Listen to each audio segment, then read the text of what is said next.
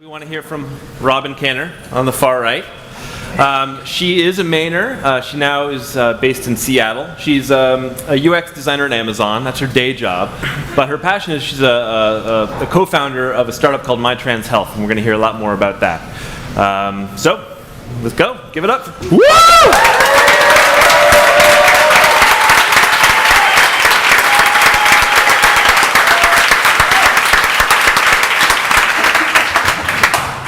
All right. So we've been starting off all these talks with the same question.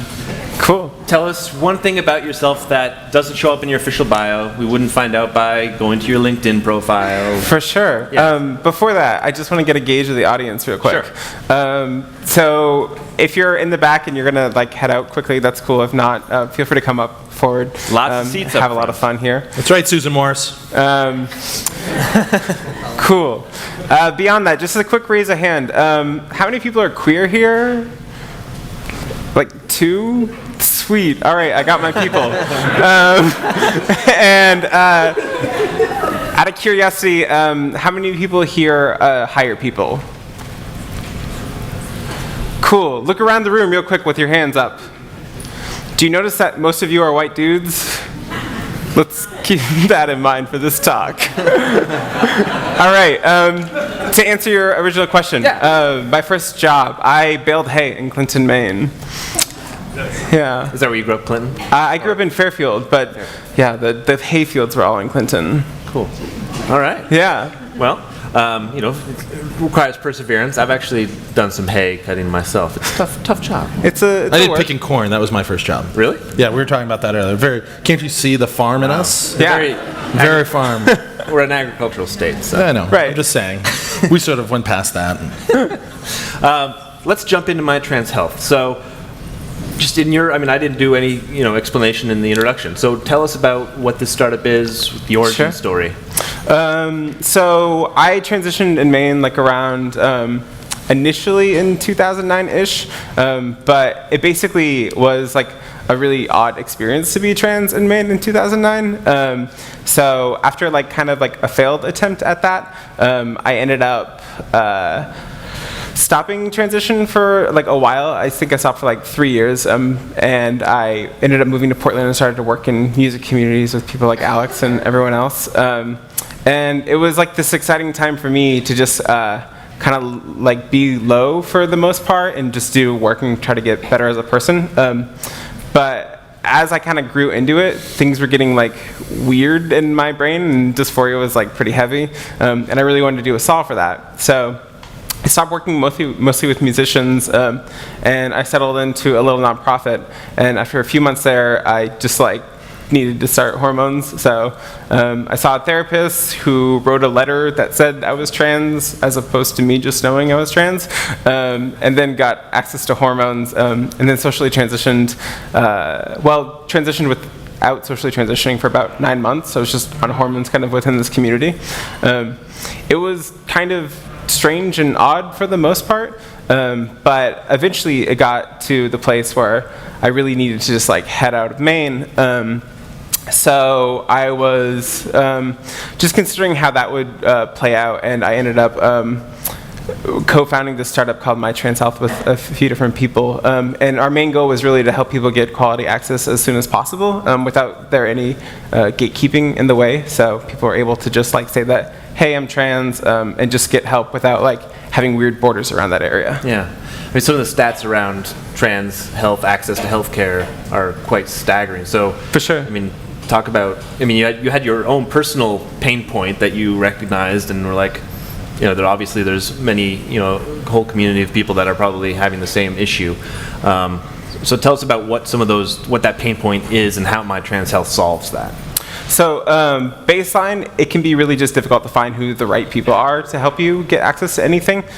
Typically speaking, trans people live on the internet, and we find how to get resources through back channels of Reddit or Slack or Twitter or anything else at this point. But before that, it was LiveJournal and IRC, which is how people were talking with each other. So we knew that the information was collectively being distributed, but it was kind of being distributed in a black market kind of setting. thing, like you had to really work for it to find it. And I just didn't think that should be the main ingress for transitioning. It seems like such a simple thing that somebody would want to do. And I didn't want people to be bummed out about it. So I worked with Amelia Gapin and Kate Clark, and we just decided that we wanted to create like this incredibly delightful experience for people to get access. We wanted people to not be bummed about it. So you come to the site and we just give you this little introduction that just says, hey, you're trans, that's cool, this is how you do it. And we walk you through like 3 simple questions. We just simply ask you how you identify.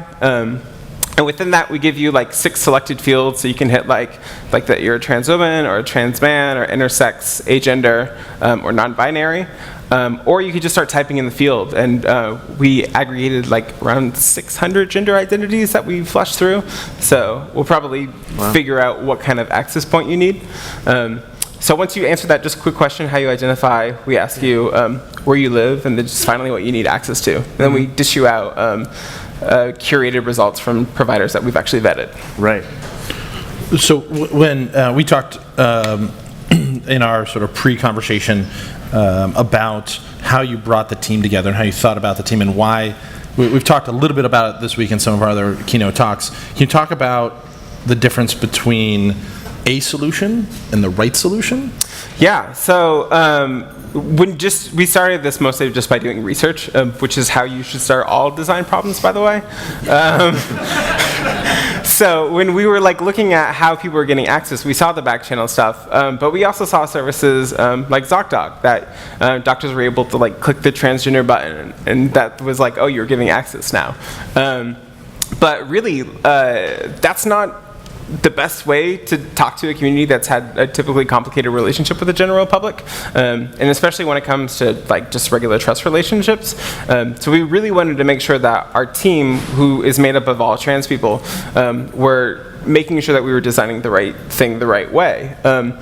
And the way for us to do that was just to simply get together, in which basically this happened because I was blogging about being trans on the internet, and my friends were like, oh, that sounds interesting, and we're kind of like dealing with the same thing, so maybe you want to like help us do this thing. And I was like, sure, I'm a designer, so I can probably help you do that. And we just started working on things. And the really key component for us was just simply that like it's not enough to just find the right problem to solve, but it's also about making sure that you're solving that problem the right way.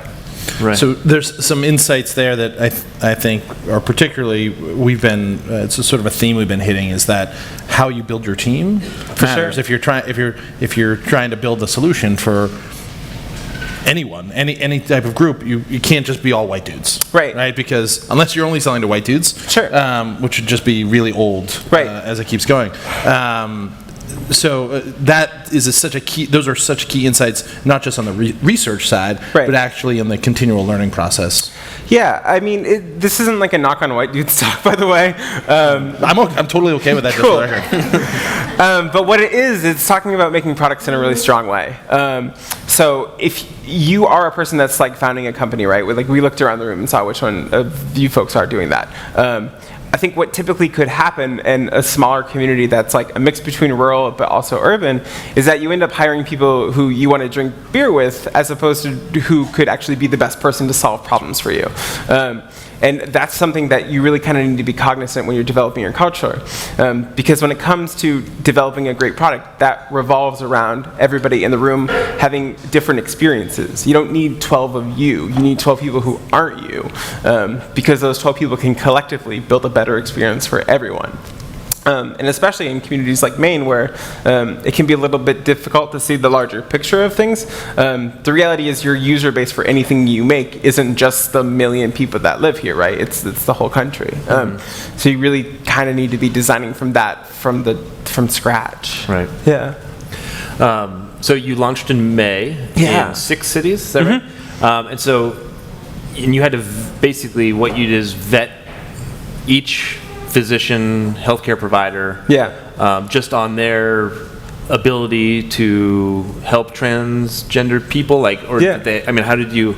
And it sounds like a very time-intensive process. Like, so because these are big cities, obviously. Yeah, so we launched in New York, Miami, Chicago, San Francisco, Seattle, and Dallas. Geographically, we wanted to hit like specific parts of this country, and we had to make decisions based on whether we were going to launch in Minneapolis or Chicago or New York or Boston. But we ended up settling in the cities that we did. As far as the vetting process goes, we kind of did things a little bit different in that we didn't just launch with the product. We launched with an idea. So this started back in like September 2014, and I worked on just the brand for a couple months alone, and it was just making sure like the system as a whole was going to work when we kind of exploited it out, and it got us in a position where we started filming videos that helped us launch the Kickstarter, which we initially raised like $33,000 for, I think. And doing that put us in a position with press that people were interested in talking about this idea. At the time, there were like vibrant trans people just coming out that were relatively famous, so it was starting to be a public discourse. So our timing was also kind of pretty right with it too. But essentially, we launched this idea. We started to get interviews from like Good and Business Insider and Cosmopolitan, TechCrunch, and a few other tech blogs. And we realized that we were creating like an environment that people were talking about transgender healthcare in a way that they hadn't. But we were having a really difficult time just addressing the problem as a whole, because we launched with just a video of me giving like a 3-minute spiel about my experience. But we really wanted to make sure it was like a macro problem that people could see. So about 2 days into the Kickstarter, we developed just a Twitter hashtag that was just transhealthfail.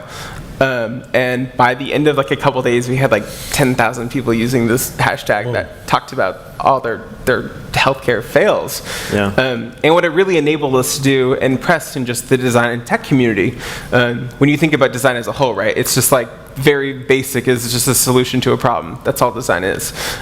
So to be able to say like, here's this problem that 10,000 people are having right now, and here's this solution that we're working on, we would like your help with that. We ended up garnering just a lot of positive feedback from that. And within that, to answer your original question, we were able to have just a lot of healthcare professionals reach out to us. So I had transitioned in a couple different cities as I was living, so I kind of understood it was a state-by-state process. Kate had transitioned in Dallas, Amelia in New York, and we had friends in other cities. So we had a baseline for which providers were doing the right work, but that plus the press, plus just talking with our friends. I mean, it's kind of a small community. We talk with each other.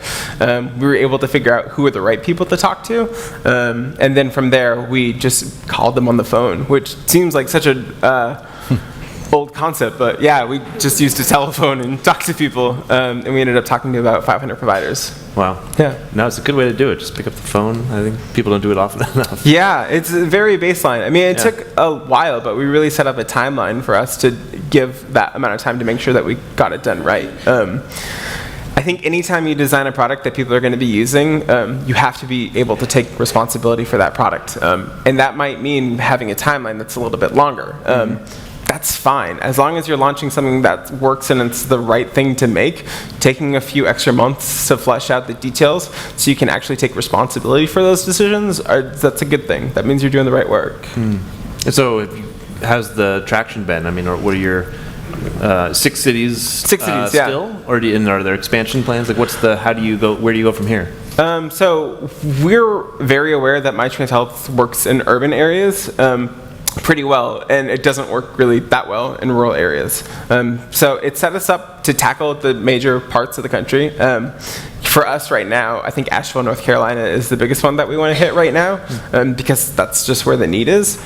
But as time goes on, within the next coming months, something bad will happen in a different state, and we'll scrap together resources to make sure people are getting the stuff that they need. Yeah. So yeah, for right now, we know that what we're developing works in urban areas, and we've heard from a decent amount of people that the thing that we're making is working. And we've also heard great feedback about how to make it a lot better. about like 3 days after the launch, I was like browsing through Reddit just to see how it was like fluctuating within the world, and it was really cool because I like went through like this like art transgender, and somebody had like just moved to New York from Italy, and she didn't really know like how to start the process, and the first comment on the thread was somebody just being like, "Hey, I saw that you're a trans woman who's moving to New York. I just entered your information into this site, and looks like there's 6 providers that can help you out," which was like this awesome little tiny bubble of a use case, just like working totally naturally in the world. And it was just it was definitely a good feeling in that we knew that we were in the right direction at that point. Sure. That speaks to a larger issue, though, right? Around how people in communities can do things to make folks who join their community more welcoming and not. For sure. So, and I know that's worked with, I'll say, marginal success in some of the places you've been. So, as we talk about as a community, how we're trying to attract talent and build talent and be inclusive, what are some of the lessons from your experience that you think that we can learn in how we interact with folks that might not look or be like us? Sure. I mean, baseline, don't be weird. It sounds like such a simple thing, but like really just like be a normal human being. It's totally cool. Beyond that, I don't know, that might be hard for some it folks. can be a little bit tough. Like you don't need like a sensitivity training. You just need to not be weird. And then from there, like figure out what you actually need. Like, right? Like if you're a company that's designing for a specific use case, figure out who the right person is to solve for that problem, and then find that person, right? So it doesn't, you don't have to have your friend come and help and have their friends come and help. You can start with that, but just making sure and being cognizant of the culture that you're building around it. Yeah. Yeah. I mean, we talked a little bit about that earlier, and I think one of the reasons that you asked the audience about how many hiring managers there are is because they, to a certain extent, are sometimes gatekeepers to our community, right? I mean, sure. If you had moved to town and were trying to find a job, that's who you're going to be meeting with, and and you had a bad experience in Portland, but we basically lost you and your talent because of a hiring manager. Yeah, pretty much. Exactly, right? Yeah. So she left Maine because there was an asshole. But, right. So, in very vague terms, basically me leaving Maine involves hitting that point where I was kind of like transitioning on hormones, but felt really awkward about the whole thing. And I was interviewing around companies within town, trying just to stay within this community and designing. And I finally got to one place that I was really into the work that they were doing. I was just really excited about it. So I went through like this like extensive 3-day process, like all design interviews are. Most loops are pretty intensive, but they're really good because they help you like flesh out that you can solve the problem that they're doing. And we got down to like this last question where I was pretty like mentally exhausted at this end of this thing, but we worked through it, and she was just like, "Hey, so we think you're a really great designer, and you could potentially do some really great work for us. I just have one last question before we wrap up." And I was like, "Yeah, sure, no problem." And I was at this point, I was pretty on autopilot as to what was happening, and she was just like, "Could you just tell us quickly like why you're the man for the job?" And I looked at her and I was like, "Do you mean person?" And she was like, "No, I don't." So I gave like kind of a broad answer like why I was a good fit for the company, and then we wrapped up and kind of went on our way. Later that night, I connected with a friend who was also working there, and I was just like, "Did you get a feel for how that went?" And he was like, "It went okay, but she did say you weren't the man for the job." And I looked back at him and I was like, "Was that an intentful decision to use that word?" And he was like, "Yeah, I think it was." So that morning, I like woke up kind of defeated, and I emailed this guy, Mike Montero, who's a designer in San Francisco, runs this company called Mule Design, and I'd always been a really fan of his work and just his talks in general. And I just said, like, it was a very short email. It's like, "Hi, you barely know me from the internet, but I really like the work that you're doing. Here's my situation in this part of the country. I'm not really sure what to do. Kind of just starting from scratch here." And he emailed me back and he was just like, "Thanks for the thoughtful letter. It sounds like it's time to go to a new place." And later that week I lined up I basically lined up like 9 interviews in Boston in one day, and just was like, I took the Concord bus down at like 4 a.m., got into South Station at like 6 a.m., and then interviewed at like 7, 8, 9, 10, 11, 12, 1.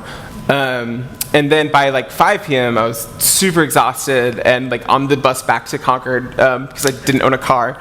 And I basically got a call from a recruiter that was just like, hey, your name is coming up around the city a lot. I have this contract, it's 3 months. Would you be willing to move to Boston for that? And I was like, yep, totally would. So went back to Maine, borrowed my roommate's car, headed back down to Framingham, and it was at Staples. Met with the design manager there. We had a really great conversation about design, and we stayed only in the design realm. And I was like, cool, this is like going in the right place. Because I often found that I'm managing conversations to make sure that people can stick to the topic that I want them to. And he was doing that, so I felt really good about it. And then I took the job, came back to Maine, bought a very cheap car, and moved into some dude's apartment in Brighton. And basically showed up the first day, and at that point was socially transitioned, but not really passing. It was more just like, screw you, this is happening. So I walk in first day, and we sit down, he walks me through the projects, and I'm like ready just to go and produce work. And he kind of like closes the door, and I'm like, here it comes, this is the trans moment, let's just get this over with. And so he closes the door, and he's just like, hey, just wanted to let you know, if anyone gives you anything, they're fired. Welcome to the team. And we didn't talk about gender for like the 9 months I was there. And that was like the 5-second conversation we ever had. And it ended up being the perfect environment. Because really, when I'm in a room designing, I'm not there to talk about gender. I'm there just to solve whatever problem I'm working on. Right. And the more I can talk to people who are like aware of gender, but like don't focus it on, like it doesn't matter. Like if I'm like art directing photo shoots for like brands that sell office supplies, like my gender doesn't matter at all. Like we can just move on to what I'm doing.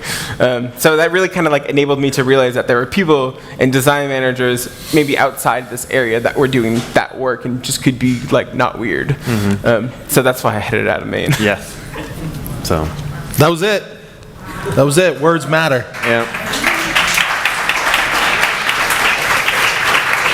You got one? You want me to go? Yeah. No. I just sort of like we had breakfast this morning, so we talked about this and others just for a long time. So I'm trying not to revisit all of that in front of everybody because it's not as much fun. But I think it's so. That's such a striking example. I think, especially for a community like Maine and Portland, as there's a lot of folks in here who are working their butt off to try to grow the community. And I think Rodney Sampson on Tuesday said something very similar, like just don't ask stupid questions, like don't be an asshole, like Whit was saying. And I think it's such a critical component about sort of understand what the hell's your business and what's not, and start doing the work. And I think it's such a for me, and I think for a lot of folks in here, it's part of the aspirations. And I think that's just, I don't know where I'm going with this. It's more Keep like going. a monologue. So anyway, inclusivity. Right. I'm an only child. I'll talk forever, so I have to shut up.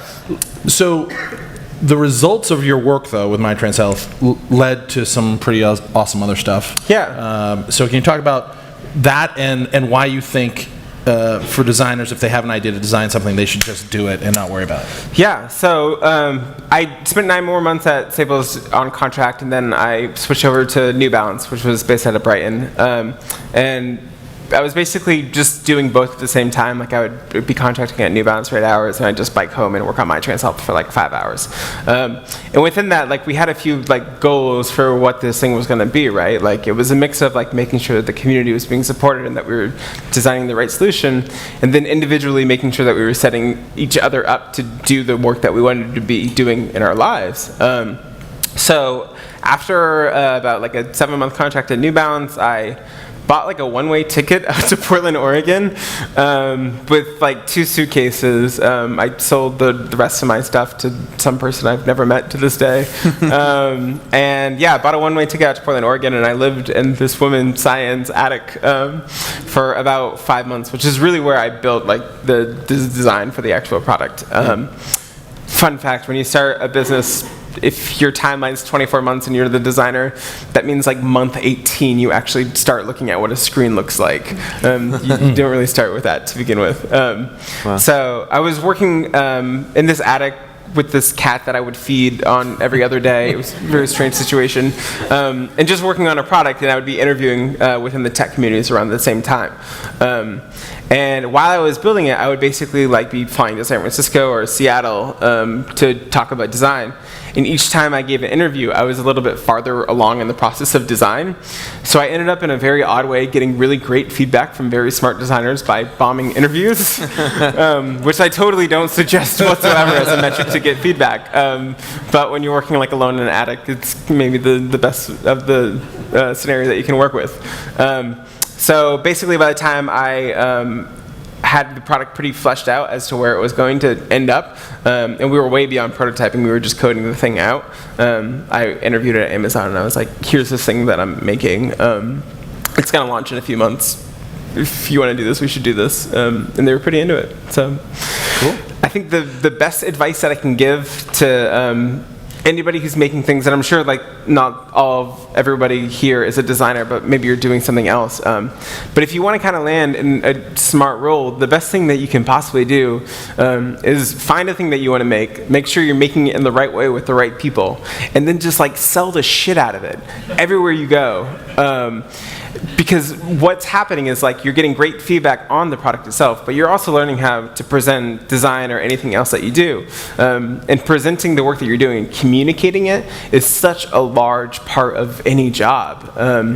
As a designer, you really just, more than just making sure that pixels are working on a screen, that's like the 101 piece of being a designer, but the holistic thing is making sure that you're able to communicate the work that you're doing to anybody else that might not be a designer, and make sure that they're understanding the content and they're understanding the goals and the success metrics, and you're speaking to them. Right.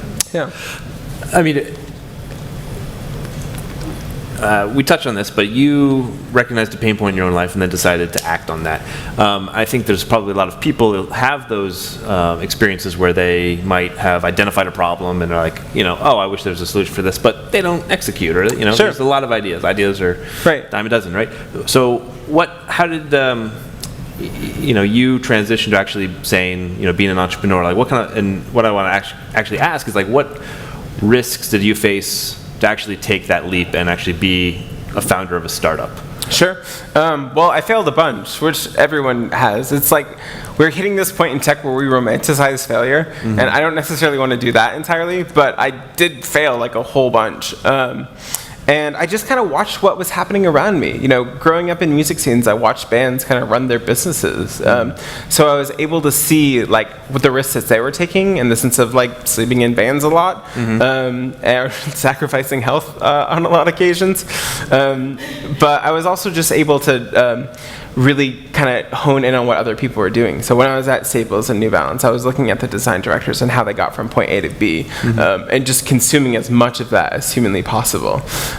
So the risks that I took involved just making sure that I was working with the right people, and that meant failing a bunch of times working with the right people. But in those failures, like I would get like slimmers of things that were working, and then I would take those slimmers and bring it on to the next thing.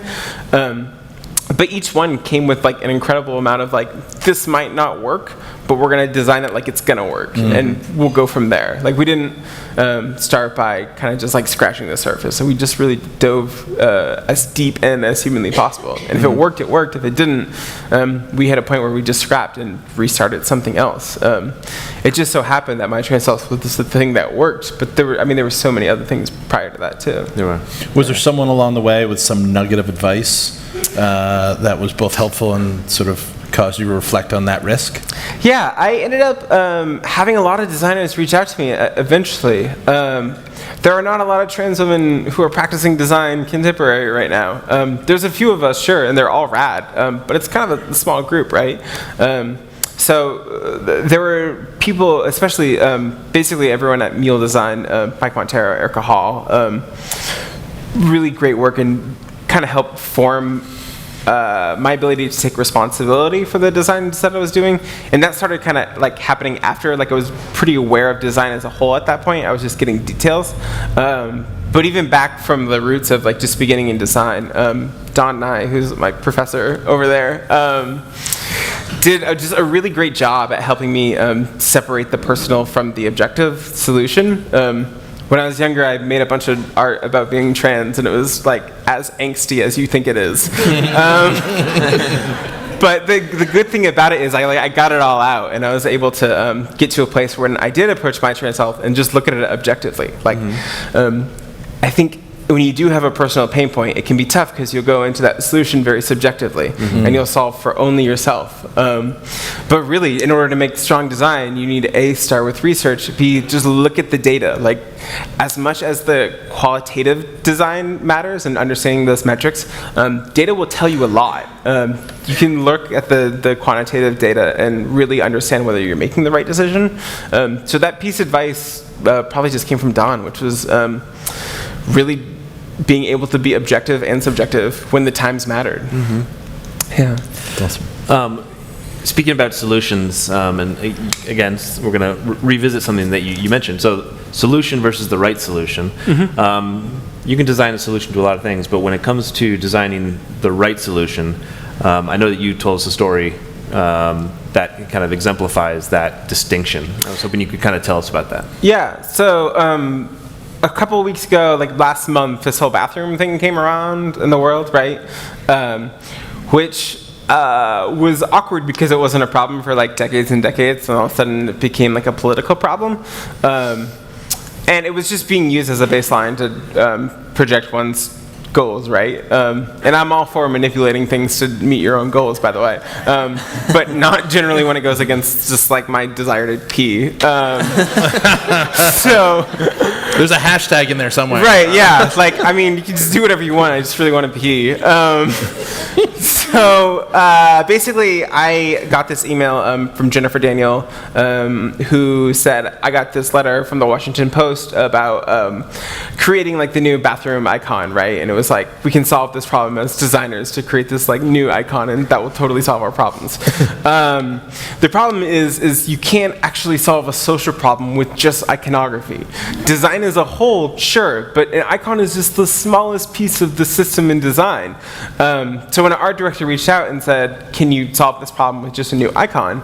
I responded and I was just like, no, I can't, and nobody can. Like, it would be, it's just not possible to do that. There's so much more in depth of the system that you have to consider to do any solve at all. So I emailed them back and I was like, hi, first of all, how many designers are you asking to do this? Second of all, how many of them are trans? And third of all, you realize you can't solve a problem with an icon. And the AD responded being like, we haven't had trans people. If you know anyone, please send them. So I sent them a slew of designers who are trans. And then he was just like, we just think it would be a fun thing to design for a piece. And I was like, well, it's not really fun to be in this situation, but I will work on this problem with you. So I collaborated with Jennifer Daniel on a few different pieces, and the one that resonated the most and the one that ended up running was just a picture of male and female shape kind of askewed, and within that the type was inside and just said it's going to take a lot more than an icon to save trans lives.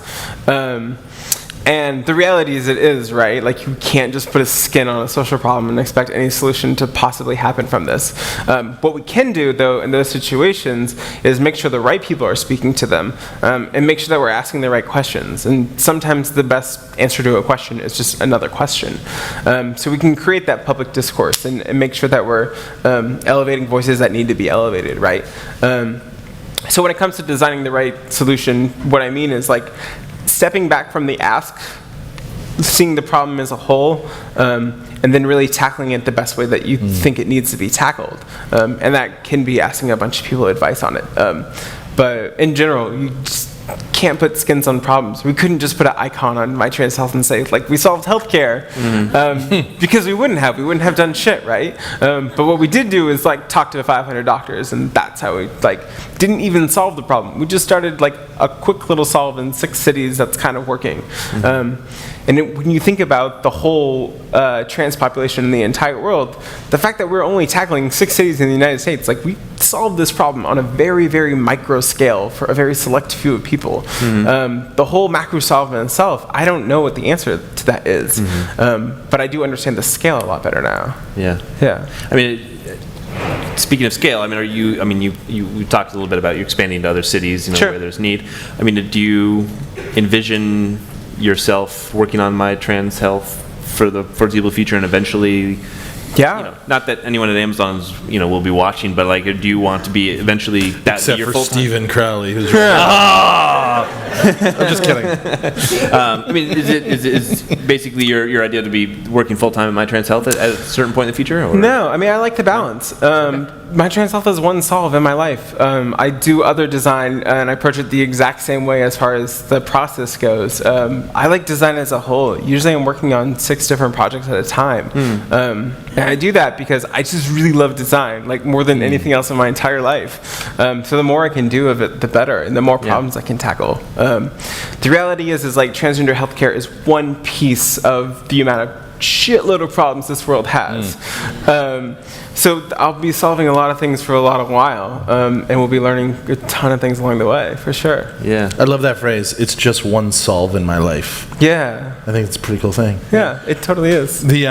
I was thinking about the comment about the icon, and I feel like it goes back to this idea about, okay, you can identify a problem, then you have to think deeper about not just the universe of people who might be interested in the solution to that problem, but like in this instance, right, with the art director related to the Washington Post article, the fact that they reached out to you is actually part of the solution process that you're talking about how you bring in the right perspectives. Because if that person hadn't done that, they would have put up an icon and everyone would have said exactly the same thing, which is like, that's a joke. That's not solving, you know what I mean? It's not actually solving the problem that the request from the Washington Post was trying to get after. So Sure. And I mean, this guy did the right thing by reaching out. Right. I think when you're a designer and you're working on something and somebody presents a problem, you can't assume that they already know the solution. They probably don't. They're looking for direction. So when I actually got that email, I wasn't responding in an angrily way. I was like, cool, you're asking the right question, actually. You're not solving it in the right way, but you're starting at the right point where I want you to start, which is really this collaborative process. So they were doing their job right. I just wanted to shift the conversation a little bit more. And that's a large part of the design process, is seeing everything from a purely objective standpoint and being able to look back and see where they're coming from, and just making sure that you're communicating what you think needs to be done correctly. Is there anything else that you wanted to hit on that we might have missed? I think we hit the whole shebang. Well, thank you very much. Before we let you go, we have a few gifts for you. Oh, all right. we have a crate full of Maine, literally a crate full of Maine. It's a startup here locally that's got all sorts of gear and items that are produced here in Maine. Oh my gosh. Thank you very much. Thank you. And a bag from Seabag. That's so cute. Thank you. Oh my gosh. Thank you so much for coming. You're awesome. Everyone.